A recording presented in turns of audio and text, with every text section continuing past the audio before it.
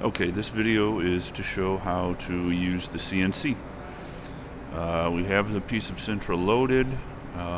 The compressor has been turned on and run through its cycle, so there's air flowing to the machine. On the software side of things, you have two programs you want to be running. You have IBrightCut and CutterServer.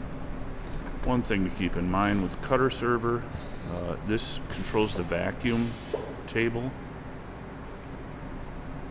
and on the gas set tab, sometimes for some reason this gets stuck down at 37 and is grayed out.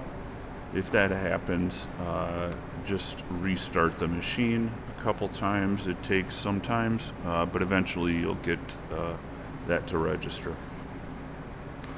Once that's done, you're going to open IBrightCut. You can right click and move stuff around here. You can use the scroll wheel to scroll way out or way in. So typically you want it rather small and in the middle of the screen. You're going to go over to the folder, open that. It should be the iEcho hot folder. There's no real reason to change this. We're always pulling files from the same folder, so you should be all set for that to show you where you want to go. It's usually organized by date modified, so you're looking at the top file. This number right here is also printed on the sheet, so you can make sure that you're selecting the right file. Double click that. You're going to left click, drag a box around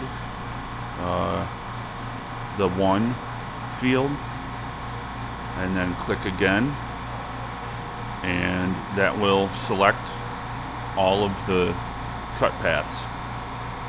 You're going to hit rotate 90 degrees. You're going to bring down here, cursor down here, and hit 1, and that will push it into the corner. So now we're going to come over here. On the right side of the screen, you have drill and through cut. Sometimes there's another one. I can't remember what it's called right now, but that one is the same as through cut, so you could treat them both the same. Drill. The method is always mill. Anytime you have a drill, you're going to go inside compensation. Through cut, again, we're selecting mill. You're going to go outside compensation. And the final pass depth, I typically set at 1.5. That way it cuts twice. It cuts halfway through the material and then cuts through the rest of the material the second time. I found that doing it this way, if you have time to do it this way, do it this way, because it prevents errors with the cutting. Once you got that set up, you're going to hit confirm. You'll see your lines generate on here. Now you have to go around and read the registration marks. So you're going to hit that little play button in the corner. That's going to engage the camera. You can use the cursors to move the camera around the table, and you want to move that all the way to the bottom right corner and the dot that is right there. Camera controls are very sensitive, so you can click right on the screen if you just want to move it just a little bit. You just have to get it close to that dot, and then you're going to hit this play button, and it should go around and read everything. If it asks you to manually read a dot, then you can use the controls to move the camera around till it's centered on that dot, and go ahead and hit OK, and it'll go on to the next one. Once that's finished, it will output the cut path. You can see it right here. It's going to take us over to CutServer. Now this is the vacuum table.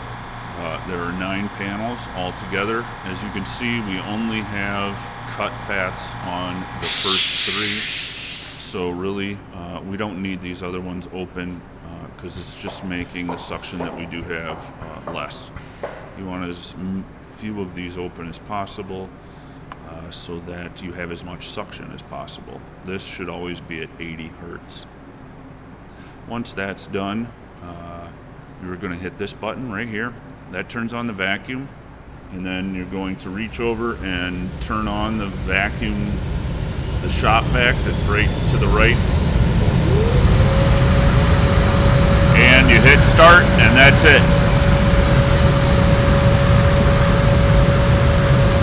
You can see this will show you exactly where the cut is happening in case you want to follow it along and turn these on. So you're only using the ones where it's actually cutting. But usually I'll only do that if it's something small like a series of tags